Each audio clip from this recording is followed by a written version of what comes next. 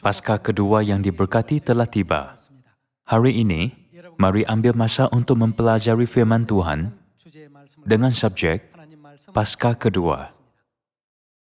Hari ini ialah hari ke-14 bulan kedua, mengikut kalender suci. Paskah pertama disambut pada bulan pertama. Setiap perayaan diadakan setahun sekali, tetapi antara semua perayaan, Tuhan memberi kita peluang untuk menyambutnya 2 kali setahun.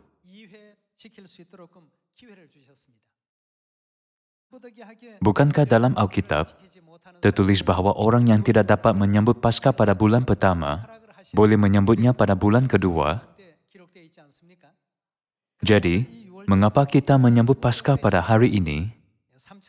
Jika kita melihat kembali zaman Musa, pada 3.500 tahun dahulu, Tuhan memberi orang Mesir dan umat Israel peluang untuk menyambut Paskah apabila umat Israel dibebaskan dari tanah Mesir.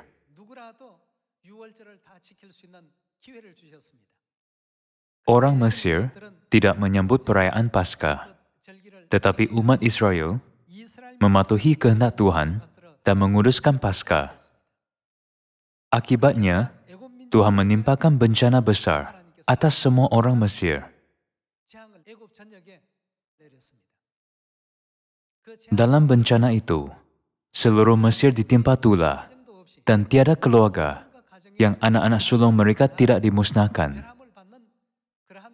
Namun, untuk menunjukkan bahawa mereka telah menyambut Paskah, Tuhan memberi amaran kepada umat Israel terlebih dahulu agar menyembelih anak domba serta menyapu darahnya pada kedua tiang pintu dan ambang atas.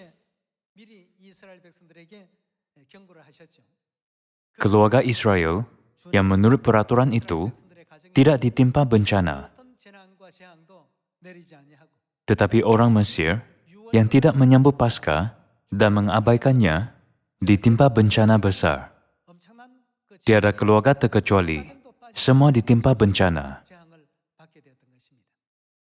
Tuhan memberi kita sejarah ini, sama seperti Tuhan menyelamatkan semua umat-Nya yang menyambut Paskah daripada bencana yang menimpa seluruh tanah Mesir pada 3.500 tahun dahulu.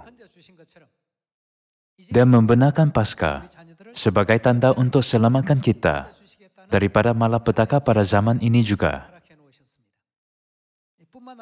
Bukan itu sahaja, apalagi berkat yang dijanjikan Yesus kepada orang yang menyambut Paskah, kita manusia tidak dapat hidup selamanya. Bukankah itu kerana kita berdosa di kerajaan syurga dan dibuang ke bumi ini?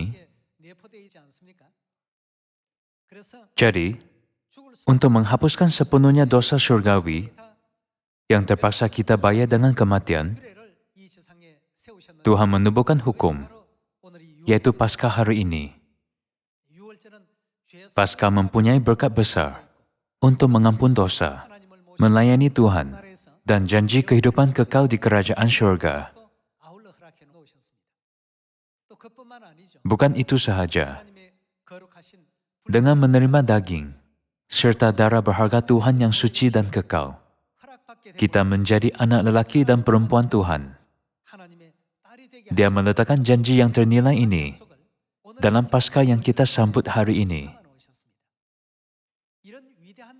Memandangkan janji-janji besar ini terkandung dalam Paskah, orang yang gagal menyambut Paskah pada bulan pertama kerana situasi yang tidak dapat dihindari, diberikan peluang untuk menyambutnya pada bulan kedua.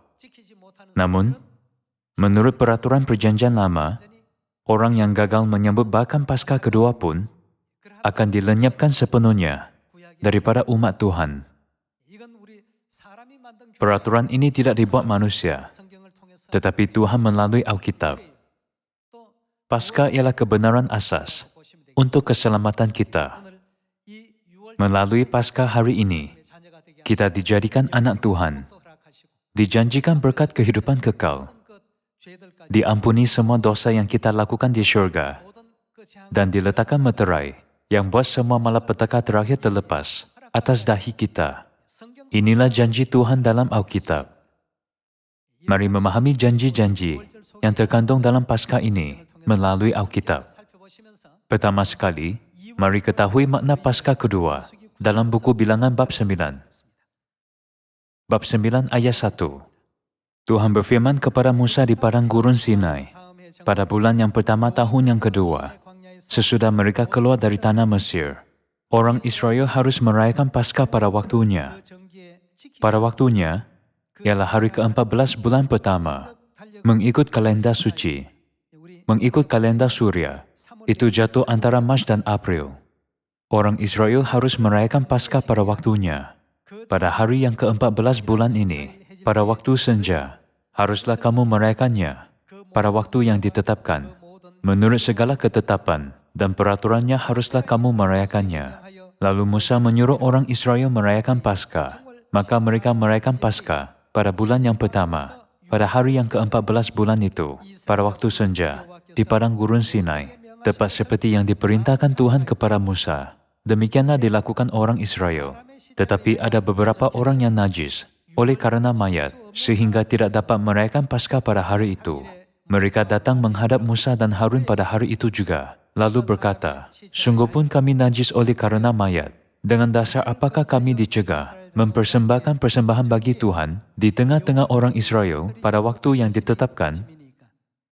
Lalu jawab Musa, "Tunggulah dahulu. Aku hendak mendengar apa yang akan diperintahkan Tuhan mengenai kamu." Lalu berfirmanlah Tuhan, "Katakanlah kepada orang Israel, apabila salah seorang di antara kamu atau keturunanmu najis oleh karena mayat atau berada dalam perjalanan jauh, maka ia harus juga merayakan Paskah bagi Tuhan pada bulan yang kedua, pada hari yang ke-14, pada waktu senja. Haruslah orang-orang itu merayakannya, beserta roti yang tidak beragi, dan sayur pahit haruslah mereka memakannya. Janganlah mereka meninggalkan sebahagian daripadanya sampai pagi, dan satu tulang pun tidak boleh dipatahkan mereka. Menurut segala ketetapan Paskah, haruslah mereka merayakannya. Sebaliknya orang yang tidak najis dan tidak dalam perjalanan, tetapi lalai merayakan Paskah, orang itu harus dilenyapkan dari antara orang-orang sebangsanya, sebab ia tidak mempersembahkan persembahan yang kepada Tuhan pada waktunya. Orang itu akan menanggung akibat dosanya. Apabila orang asing yang telah menetap padamu hendak merayakan Paskah bagi Tuhan, maka haruslah ia merayakannya menurut segala ketetapan dan peraturan Paskah. Satu ketetapan harus berlaku bagi kamu, baik bagi orang asing maupun bagi orang Israel asli. Dalam buku Bilangan bab 9, Musa bertanya, bagaimana dengan orang yang tidak dapat menyambut Paskah bulan pertama disebabkan situasi yang tidak dapat dielakkan? Lalu Tuhan memberi jawaban, mereka yang tidak dapat menyambut Paskah pada hari ke-14 bulan pertama ada masa ihsan selama sebulan.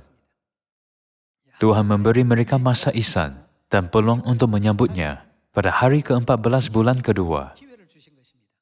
Bagaimanapun, hanya dengan menyambut Paskah, menurut rahmat bapa dan ibu, kita tidak kehilangan kewarganegaraan sebagai warga syurga.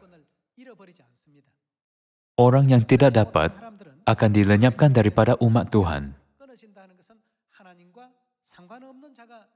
Bermaksud bahawa mereka tiada hubungan dengan Tuhan.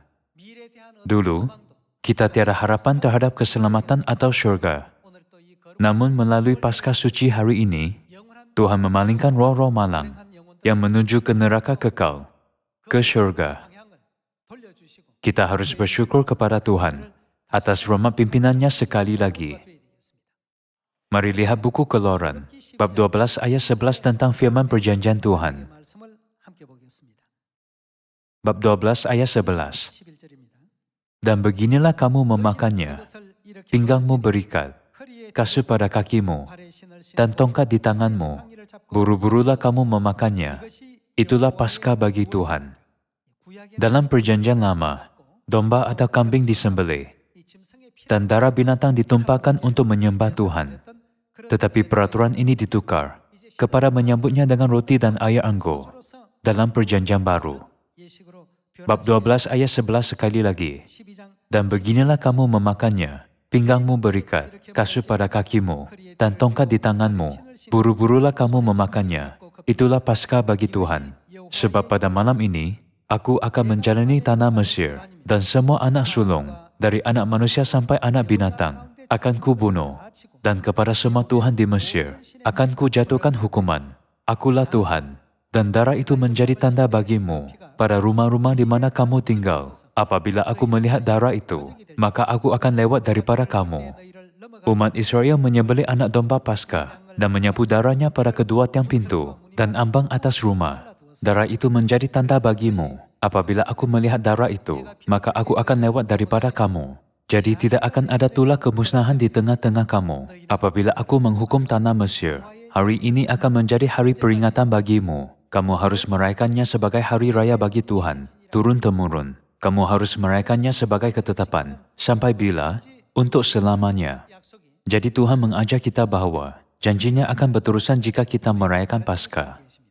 Begitulah caranya dalam Perjanjian Lama.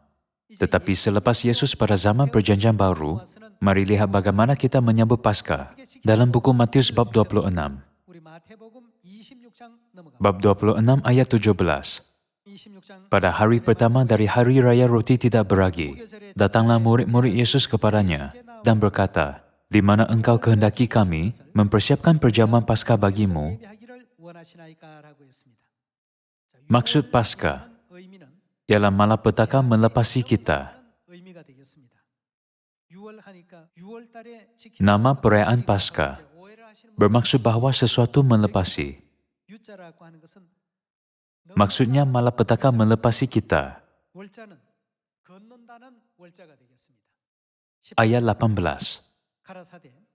Pergilah ke kota kepada si Anu dan katakan kepadanya, "Pesan guru, waktuku hampir tiba. Di dalam rumah mula aku mau merayakan Paskah bersama-sama dengan murid-muridku." Lalu murid-muridnya melakukan seperti yang ditugaskan Yesus kepada mereka dan mempersiapkan Paskah. Mari lihat ayat 26, bagaimana Yesus dan murid-muridnya merayakan Paskah. Dan ketika mereka sedang makan, Yesus mengambil roti, mengucap berkat, memecah-mecahkannya, lalu memberikannya kepada murid-muridnya dan berkata, "Ambillah, makanlah, inilah tubuhku." Sesudah itu ia mengambil cawan, mengucap syukur, lalu memberikannya kepada mereka dan berkata, "Minumlah kamu semua dari cawan ini. Dalam cawan ini ada air anggur Paskah. Sebab inilah, air anggur Paskah ialah darahku, darah perjanjian, yang ditumpahkan bagi banyak orang untuk pengampunan dosa." Yesus berkata mengenai roti Paskah, "Inilah tubuhku," dan air anggur Paskah, "Inilah darahku," serta beritahu kita bahwa inilah perjanjian baru. Mari pastikan babak itu sekali lagi dalam buku Lukas bab 22. Bab 22 ayat 7. Maka tibalah hari raya roti tidak beragi, yaitu hari di mana orang harus menyembelih domba Paskah. Lalu Yesus menyuruh Petrus dan Yohanes, "Pergilah, persiapkanlah perjamuan Paskah bagi kita, supaya kita makan." Kata mereka kepadanya, "Di manakah engkau kehendaki kami mempersiapkannya? Apabila kamu masuk ke dalam kota, kamu akan bertemu dengan seorang yang membawa kendi berisi air. Ikutilah dia ke dalam rumah yang dimasukinya, dan katakanlah kepada tuan rumah itu, 'Guru bertanya kepadamu, di manakah ruangan tempat aku bersama-sama dengan murid-muridku akan makan Paskah?' Lalu orang itu akan menunjukkan kepadamu sebuah ruangan atas yang besar yang sudah lengkap. Disitulah kamu harus mempersiapkannya." Maka berangkatlah mereka, dan mereka mendapati semua seperti yang dikatakan Yesus kepada mereka. Lalu mereka mempersiapkan Paskah. Ketika tiba saatnya, Yesus duduk makan bersama-sama dengan rasul-rasulnya. Katanya kepada mereka, "Aku bagaimana? Sangat rindu makan Paskah ini bersama-sama dengan kamu sebelum aku menderita." Ada sebabnya Yesus sangat rindu menyambut Paskah. Tanpa Paskah, tiada cara untuk dia memeteraikan anak-anak yang dikasihinya. Hanya apabila kita mewarisi tubuh kudus Tuhan dan darahnya yang berharga, kita boleh menjadi anak Tuhan dan diiktirafnya.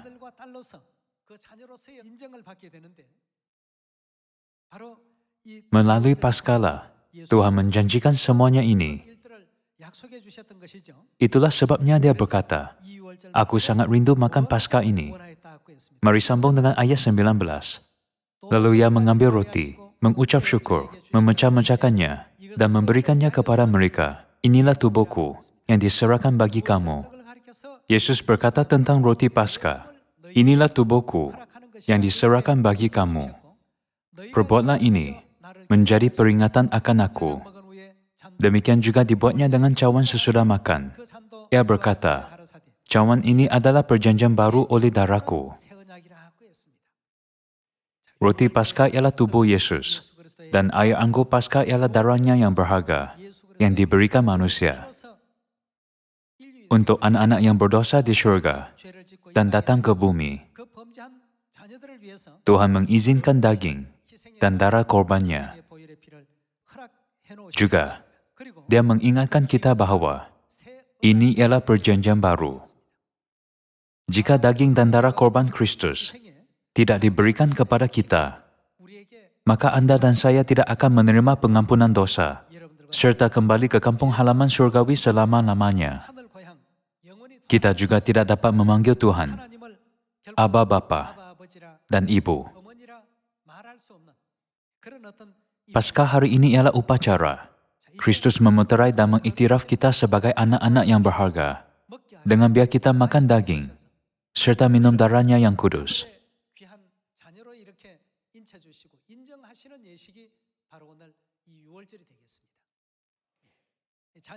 Anak-anak harus mewarisi daging dan darah ibu bapa.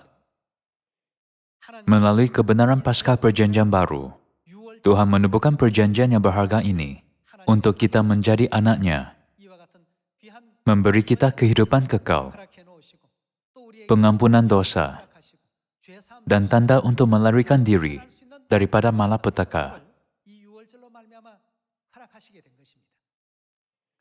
Apabila kita kembali ke kampung halaman surgawi yang kekal, banyak orang akan datang kepada Tuhan dan berseru, Tuhan, Tuhan, kami bernubuat demi nama-Mu, mengusir setan dan mempercayai Tuhan.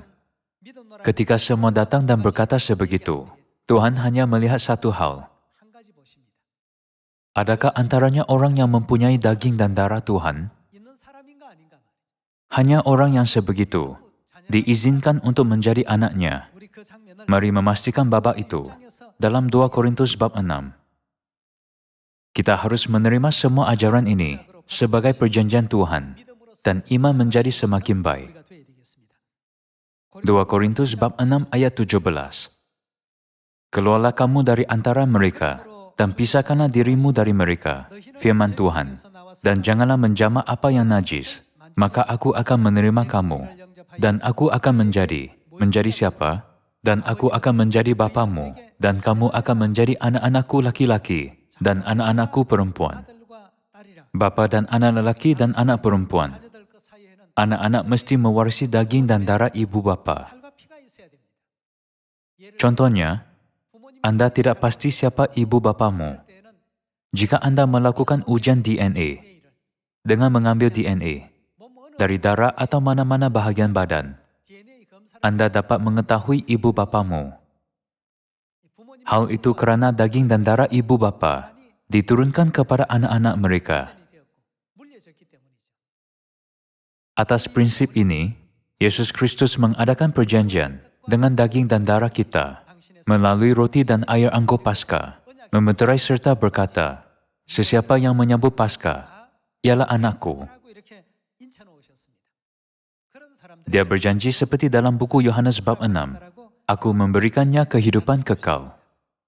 Buku Yohanes bab 6 ayat 53, tertulis, aku berkata kepadamu, sesungguhnya jikalau kamu tidak makan daging anak manusia dan minum darahnya, kamu tidak mempunyai hidup di dalam dirimu. Di sini, anak manusia ialah Yesus. Bagaimanakah kita dapat makan daging dan minum darah Yesus?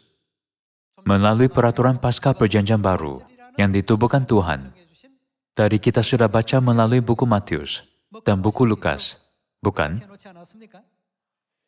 Ayat 54 tertulis, barang siapa makan dagingku dan minum darahku, ia mempunyai hidup yang kekal.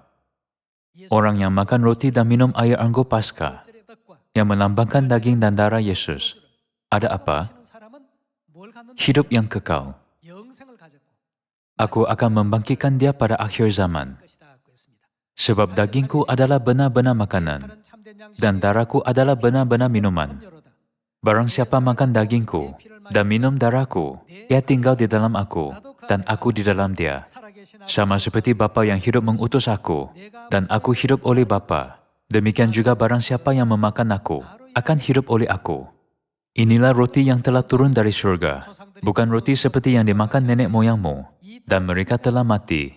Barang siapa makan roti ini, ia akan hidup selama-lamanya. Tempat yang orang ini pergi ialah surga. Tiada maut di surga. Perayaan Paskah hari ini bukanlah upacara semata-mata, tetapi janji yang diberikan Tuhan kepada kita. Kalian semua, RM1, RM10, atau RM100, semua hanyalah kertas. Namun, apa terjadi pada sekeping kertas disebabkan nombor yang tertulis di atasnya, nilainya berubah, bukan? Ada yang RM10 dan ada yang RM100. Tetapi semua hanyalah kertas. Ada kertas tertulis RM100. Jadi Anda dapat membeli barang yang bernilai RM100. Meskipun itu hanyalah sekeping kertas. Kertas itu tidak bernilai, tetapi apa yang memberikannya nilai? Janji yang terkandung dalamnya. Jika berperang, atau sesuatu situasi yang tidak dijangka berlaku, janji itu tidak dapat ditepati lagi. Dan mulai masa itu, semua duit kita hanyalah kertas yang tidak berguna. Hanya apabila janji itu masih sah, barulah duit yang kalian pegang bernilai. Bukan? Sekeping roti dan secawan air anggur yang kita makan dan minum, serta upacara pembasuhan kaki hari ini, semua mengandungi janji Tuhan. Walaupun itu hanyalah sekeping roti, roti itu tidak biasa, kerana mengandungi perjanjian. Itulah roti kehidupan dan tubuh kudus Kristus yang dijanjikan oleh Tuhan. Walaupun air anggur itu kelihatan biasa, itulah air anggur yang mengandungi janji Tuhan. Jadi, jika kita makan daging anak manusia dan minum darahnya, kita ada apa? Hidup yang kekal, dan Anda akan dibangkitkan pada akhir zaman. Hari yang mengandungi janji yang begitu berharga ialah Paskah hari ini. Jadi adakah semua gereja di dunia menyambut Paskah hari ini? Tidak. Mengapa? Mengapa mereka tidak? Hanya siapa dapat membawa Paskah pada zaman ini? Tiada orang kecuali Tuhan yang dapat membawanya. Tuhan sudah merancangkannya. Dia telah menyembunyikan Paskah Perjanjian Baru selama 1600 tahun, agar kita dapat mengenalinya apabila Dia datang ke bumi ini pada akhir zaman. Tuhan berjanji dalam Alkitab, hanya apabila aku mengisytiharkan kebenaran Paskah Perjanjian Baru depanmu di bumi ini, barulah Anda mengetahui bahwa akulah Dia. Mari kita pastikan bab itu dalam buku Yesaya bab 25. Bab 25 ayat 6. Tuhan semesta alam akan menyediakan di Gunung Sion ini bagi segala bangsa-bangsa suatu perjamuan dengan masakan yang bergemuk, suatu perjamuan dengan anggur yang tua benar, masakan yang bergemuk dan bersumsum, anggur yang tua yang disaring endapannya. Suatu perjamuan dengan anggur yang tua benar. Ayat 7. Dan di atas gunung ini Tuhan akan mengoyakkan kain perkabungan yang diselubungkan kepada segala suku bangsa dan tudung yang ditudungkan kepada segala bangsa-bangsa. Ia akan meniadakan maut untuk seterusnya. Tuhan janji menyediakan suatu perjamuan yang meniadakan maut. Maksudnya Dia akan memberi kita kehidupan kekal. Tanpa kematian bermaksud hidup yang kekal, bukan? Namun, bagaimana Tuhan melakukannya? Dengan anggur yang tua benar. Dalam 66 buah buku Alkitab, air anggur yang menjanjikan kehidupan kekal ialah apa? Apakah perayaan itu? Hari Tuhan berjanji Jika makan daging anak manusia dan minum darahnya, Anda akan mempunyai hidup yang kekal dalammu. Ialah Paskah hari ini. Tuhan berkata, apabila aku datang ke bumi ini dan melakukan sebegitu, ketahuilah bahwa akulah Tuhan. Teruskan dengan ayat 8. Ia akan meniadakan maut untuk seterusnya, dan Tuhan akan menghapuskan air mata daripada segala muka, dan aib umatnya akan dijauhkannya dari seluruh bumi. Sebab Tuhan telah mengatakannya, pada waktu itu orang akan berkata, Dia yang meniadakan maut dengan air anggur tua benar. Maksudnya membawa kebenaran kehidupan Paskah dan menyediakan perjamuan kehidupan ialah siapa? Sesungguhnya, inilah Tuhan kita yang kita nanti-nantikan supaya kita diselamatkan. Inilah Tuhan yang kita nanti-nantikan. Marilah kita bersorak-sorak dan bersukacita oleh karena keselamatan yang diadakannya. Kalian semua, ada banyak gereja di dunia, tetapi mereka tidak sambut Paskah. Meskipun Tuhan menuliskannya dengan jelas dalam Alkitab. Yesus juga berkata bahwa Dia sangat rindu menyambut Paskah. Rasul Petrus, Yohanes, 12 orang murid, dan orang kudus gereja awal, semua menyambut Paskah dengan baik. Tetapi gereja-gereja di dunia kini tidak menyambutnya. Ini amat mengejutkan. Apakah yang akan Tuhan lakukan terhadap mereka yang tidak menyambut Paskah? Mari lihat buku Ibrani bab 10. Bab 10 ayat 26. Sebab jika kita sengaja berbuat dosa, sesudah memperoleh pengetahuan tentang kebenaran, maka tidak ada lagi korban untuk menghapus dosa itu. Tetapi yang ada ialah kematian yang mengerikan, akan penghakiman dan api yang dahsyat, yang akan menghanguskan semua orang durhaka. Jika ada orang yang menolak hukum Musa, ia dihukum mati tanpa belas kasihan atas keterangan 2 atau 3 orang saksi. Betapa lebih beratnya hukum yang harus dijatuhkan atas dia, yang menginjak-injak anak Tuhan, yang menganggap najis darah perjanjian, yang menguruskannya. Apakah darah perjanjian yang telah menguruskan kita? Air anggur Paskah perjanjian baru. Betapa lebih beratnya hukuman yang harus dijatuhkan atas dia, yang menginjak-injak anak Tuhan, yang menganggap najis darah perjanjian, yang menguruskannya, dan yang menghina roh kasih karunia. Tuhan berkata, ini ialah perjanjian baru oleh darahku. Dalam buku Matius, Dia memberi air anggur Paskah dan berkata, inilah darahku, darah perjanjian.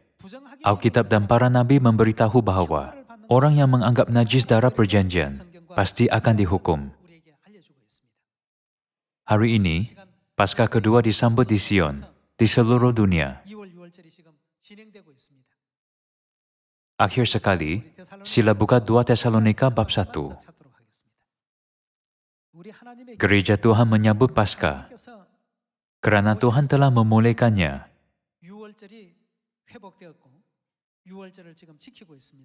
Bab 1 ayat 7 tertulis, dan untuk memberikan kelegaan kepada kamu yang ditindas, dan juga kepada kami, pada waktu Tuhan Yesus dari dalam surga, menyatakan dirinya bersama-sama dengan malaikat-malaikatnya, dalam kuasanya di dalam api yang bernyala-nyala. Bilakah Tuhan akan menyatakan dirinya seperti itu? Pada penghakiman terakhir. Pada masa itu, dan mengadakan pembalasan terhadap mereka yang tidak mau mengenal Tuhan dan tidak mentaati Injil Yesus, Tuhan kita.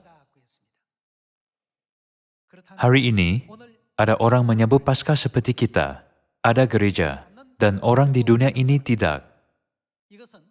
Itu sama seperti 3.500 tahun dahulu, apabila umat Israel menyambut Paskah dan orang Mesir tidak. Bagi mereka yang tidak, Tuhan menghakimi mereka dengan bencana. Tetapi Dia melindungi keluarga Israel yang menyambutnya, haiwan dan segala sesuatu yang di dalam rumah mereka.